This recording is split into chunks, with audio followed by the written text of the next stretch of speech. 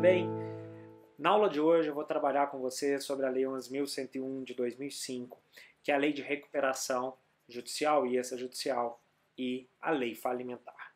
Só que na aula de hoje a gente vai trabalhar especificamente com quem se sujeita à falência ou quem pode pleitear a recuperação judicial. Então vamos lá. Essa definição de a quem essa lei se aplica está estabelecida no artigo 1º da Lei 11.101 e ela estabelece que se aplica ao empresário ou à sociedade empresária. Para poder facilitar a sua compreensão, imagine essa lei, imagine isso que eu vou te explicar daqui para frente, como um filtro duplo, que para ter aplicabilidade da lei tem que passar por dois diferentes filtros. O primeiro filtro é empresário ou é sociedade empresária? Então passa. Não é, então já travou ali, não se aplica a Lei 11.101. Quem é o empresário? Empresário é aquele profissional que exerce uma atividade lucrativa, organizada, para fins de circulação de bens ou serviços e que não seja uma atividade intelectual. Então imagine que você vai fazer um percurso qualquer na sua vida. Imagine que você esteja vendo esse vídeo no seu celular, ou que você esteja no seu computador e você vai se deslocar para algum lugar. Imagine a quantidade de atividades que você vai ver ao longo de todo o trajeto que você vai percorrer. Você vai ver atividades de transporte, você vai ver propaganda de escritório de advocacia, você vai ver faculdades, você vai ver escolas, você vai ver a prefeitura, você vai ver várias atividades distintas. O primeiro filtro que vai ultrapassar significa que todas as atividades que você verificar ao seu redor só vai se sujeitar à Lei 11.101 aquelas atividades que forem exercidas de maneira profissional, com fins de lucro, organizada para circulação de bens ou serviços e que não for intelectual. Então imagine o seu trajeto. No seu trajeto você vai passar, por exemplo, por um escritório de advocacia. Esse escritório de advocacia é organizado? Fins lucrativos? Circulação de bens e serviços? Mas atividade intelectual. Opa, se é atividade intelectual, parágrafo único do 966, não é atividade empresarial. Se não é atividade empresarial, não passa do primeiro filtro. Você vê um ônibus de uma sociedade que presta serviços de transporte coletivo. É profissional? É. Tem fins lucrativos? Claro. Ela circula bens ou serviços? Circula. É atividade intelectual? Não. Então é uma atividade empresária? É. Se aplica a lei? Se aplica. Esse é o primeiro filtro. Outro exemplo, uma fundação. Organizado? Fins lucrativos? Não. Então já não passa no primeiro filtro. Então vamos lá. Escritório de advocacia? Não passa. A transportadora? Passa desse filtro. Ô Franco, e uma atividade como, por exemplo, uma associação sem fins lucrativos, mas na verdade ela é só uma simulação? E você tem visto algumas por aí, né? Essas associações, se elas forem constituídas de maneira plenamente regular, legal, e exercer as suas atividades de maneira lícita, sem fins lucrativos, não se sujeita nem à falência nem à recuperação. Mas, se o objetivo real for o lucro a ser oferido por algum dos associados, por algum diretor, aí, na verdade, é uma atividade empresarial que é exercida de maneira irregular através de uma associação. E aí, nesse caso, ela vai se sujeitar à falência, mas não vai ter direito à recuperação. E aí vamos fazer um parênteses e vamos entender isso melhor.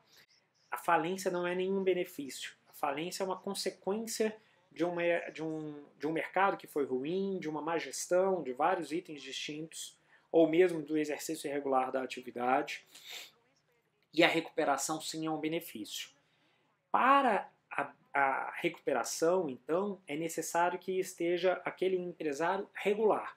Para a falência, não. Então, uma associação, por exemplo, que tem objetivo de lucro, por isso ela funciona de maneira irregular, ela não vai ter direito à recuperação, mas ela pode ter a falência decretada. Beleza? Agora vamos encerrar esse assunto aqui e vamos para a próxima etapa. Então, o primeiro filtro é empresário, artigo 966.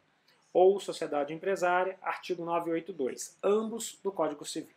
Então, passou pelo primeiro filtro. Só que se passar pelo primeiro filtro, vai ter um segundo filtro aqui embaixo. Esse segundo filtro que vai estar aqui embaixo, ele vai se relacionar àquelas atividades que são empresárias sim, mas que por alguma situação específica não se sujeitam ou não têm aplicabilidade da Lei 11.101. Quais são essas atividades? São aquelas atividades que têm participação estatal, as empresas públicas ou as sociedades de economia mista, ou aquelas atividades que pelo interesse público se sujeitam a uma regra muito específica, muito especializada. Essas que têm interesse público são aquelas que podem afetar diretamente, de alguma maneira, um número indistinto de pessoas e de maneira inclusive indireta. Então, todas aquelas que têm um interesse público muito forte, muito marcante, não se sujeitam à aplicação da Lei 11.101, como as empresas financeiras, públicas ou privadas, as cooperativas de crédito, os consórcios, as entidades de previdência complementar, as operadoras de plano de saúde, as seguradoras e aquelas sociedades de capitalização. Essas, todas elas, se a falência viesse a ser decretada, o interesse público ali por trás seria muito forte, iria afetar uma quantidade muito grande de pessoas, e exatamente por isso não se sujeitam à Lei 11.101. Exatamente por isso, de uma maneira bem simples, tá? É óbvio que existem muitas outras razões por trás, mas você não precisa se preocupar com isso. Se preocupe que uma sociedade empresária de muito grande porte, ela pode ter alguma consequência. Se a falência dela vier a ser decretada, ela pode ter algum impacto muito negativo aí na sua sociedade.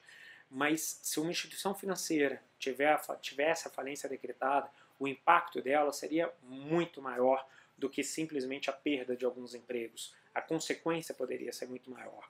A mesma coisa no plano de saúde. O efeito negativo do fechamento, do encerramento abrupto de uma sociedade de uma sociedade de seguradora de plano de saúde, de uma sociedade de plano de saúde, é devastador. Então, pessoal, a Lei 11.101 se aplica ao empresário e à sociedade empresária, primeiro filtro. E, mesmo sendo empresário ou sociedade empresária, não se aplica quando essa sociedade empresária for uma empresa pública ou uma sociedade de economia mista, ou esse empresário ou essa sociedade empresária exercer atividades que têm um interesse público muito grande, que foram essas que eu falei com vocês. Então, imagine que você continua fazendo aquele mesmo trajeto. Você cruzou com um escritório de advocacia, barrou no primeiro filtro, não deu sequência. Você você viu um banco, uma instituição financeira, é uma sociedade empresária, passou pelo primeiro filtro, mas não passou pelo segundo, não se aplica a Lei 11.101. Você viu uma ONG, não passou no primeiro, também nem precisa olhar para o segundo. E aí você verificou uma sociedade seguradora, passou pelo primeiro porque ela tem todos os requisitos e é uma sociedade empresária, mas não passa pelo segundo filtro. Então tenham em mente, para vocês caracterizarem a quem se sujeita à lei, esses dois filtros. Certo? Espero que tenha gostado. Se gostou, não deixa de curtir. Faz o seu joinha para mim. E não deixe de se inscrever no canal também. Tá joia? Um abraço forte, muito obrigado e até a próxima.